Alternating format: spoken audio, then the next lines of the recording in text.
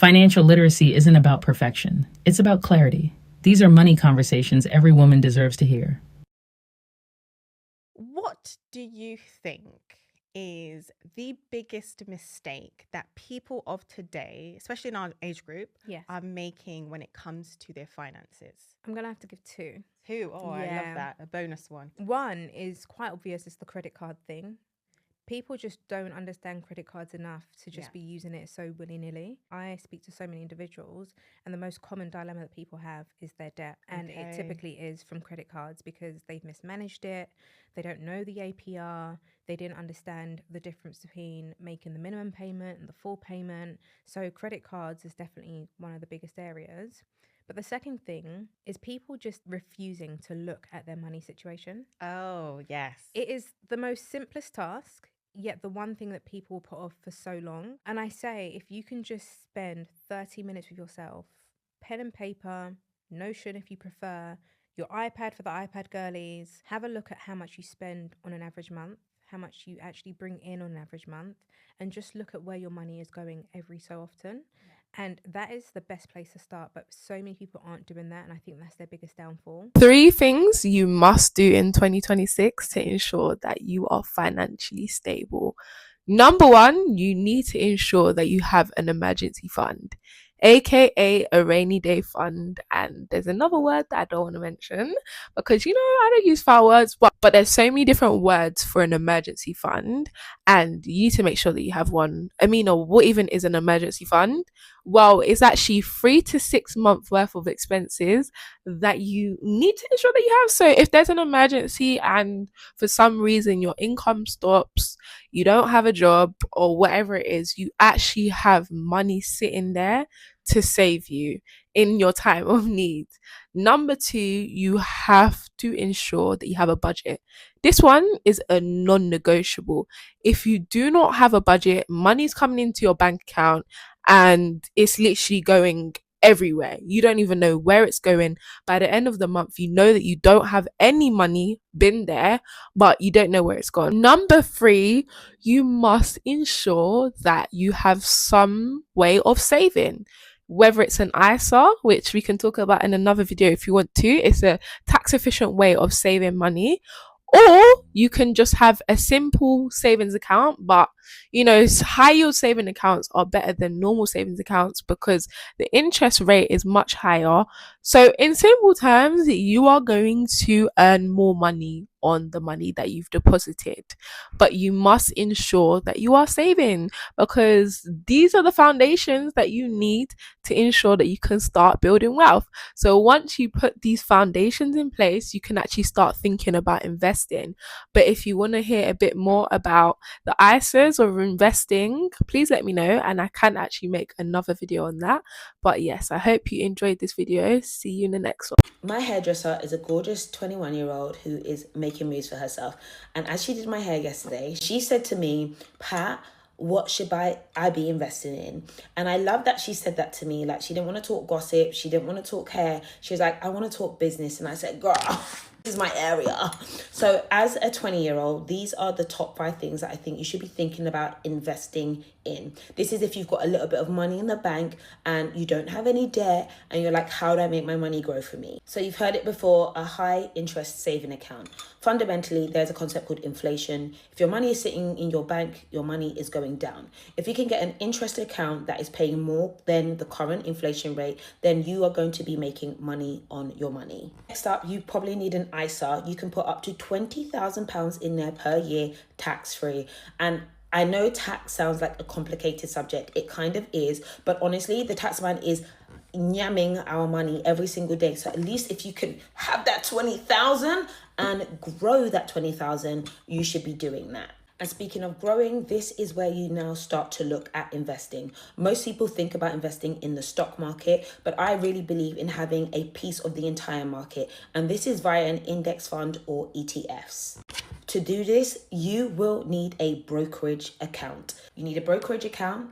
You put some money in your brokerage account. You find the ticker. If you need me to explain this stuff, let me know. And then you purchase that ticker.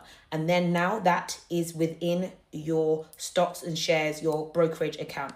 after you've got some stocks within an index fund, maybe you want to start looking at a pension. And I know when you're 20, you don't want to think about a pension, but it is a tax vehicle. If you want me to explain that, let me know.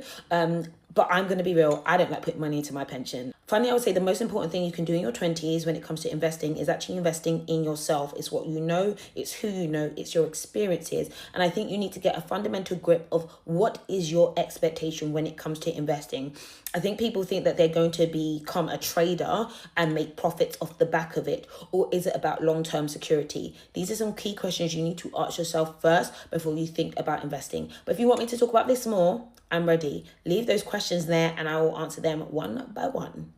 As a 22-year-old older daughter who lives by themselves, recently started their full-time job and pays their bills themselves, the one thing that I have learned, especially when it comes to these financial gurus giving out advice, my biggest tip for people is you hear invest your money, open a stock account, invest in stocks.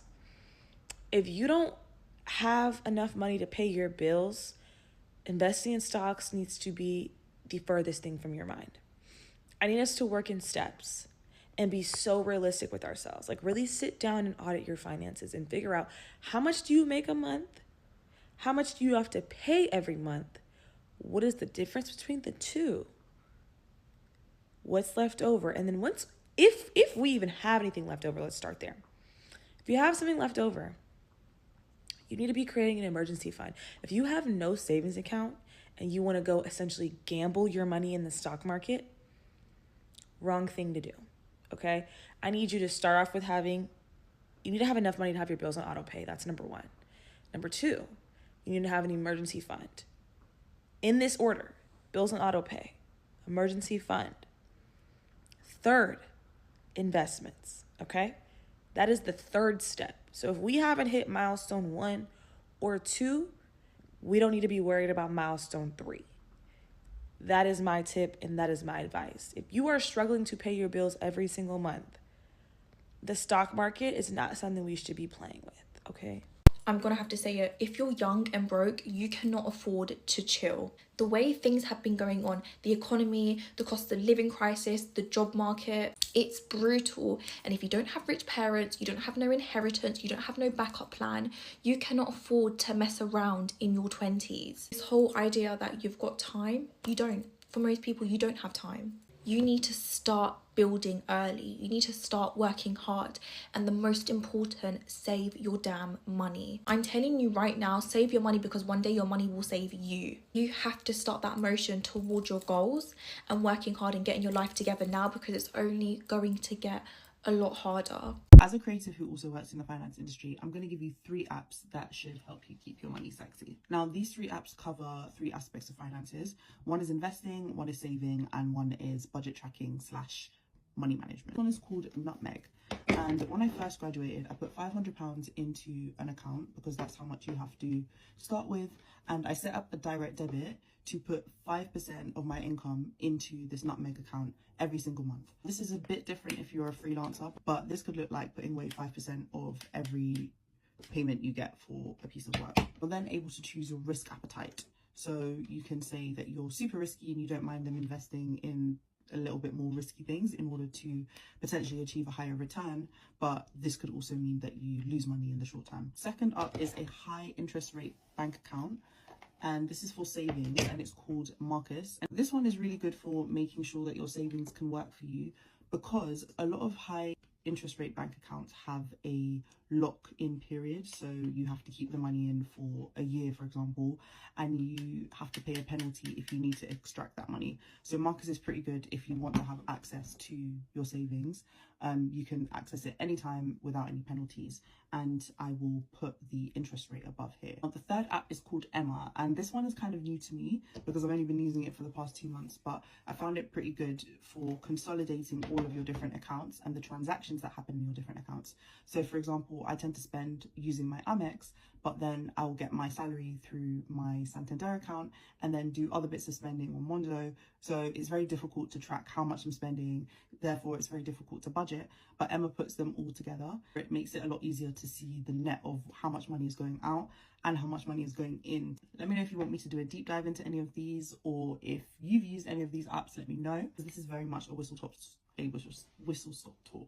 Okay, since you guys keep asking me how to grow your money in this economy, let's talk about a few rich girl rules on how to, because surviving and thriving require two different skill sets. Number one, your money needs a mission. If your money doesn't have a job, it will wander. Assign every dollar purpose, whether it's fun, future, bills, anything. Okay. Systems are always going to be what save you and knock the basics out the park. Number two, you need a soft life fund and an emergency fund, okay? Your emergency fund keeps you safe. Your soft life fund keeps you sane. One protects you from life and the other lets you enjoy life guilt-free, which is key. Both matter and both need automatic transfers, okay? Automate, automate, automate. Okay, now getting to the fun stuff and where we start to see real growth. Rule number three, invest early, invest consistently, and invest automatically. Do not get rich by vibes, okay? You get rich off letting compound interest cook, letting it stack, letting it do its thing time after time. $25 to $50 a week into index funds is more powerful than like 90% of people realize. This is how your money really starts to grow. This is how your money starts to work for you, even when you're not actively a participant. If you move through life with this scarcity thinking,